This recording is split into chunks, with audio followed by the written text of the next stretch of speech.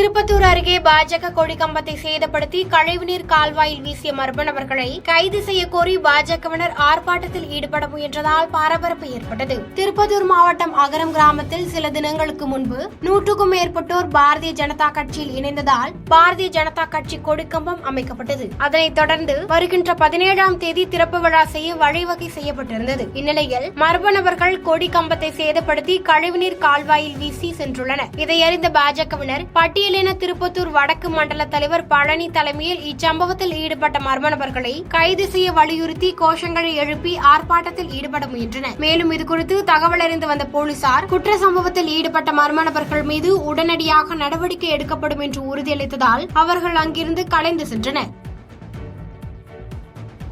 பாதகம் செய்பவரை கண்டால் நாம் பயங்கொள்ளலாகாது பாப்பா, மோதி மிதித்து விடு பாப்பா, அவர் முகத்தில் உமிழ்ந்து விடு பாப்பா.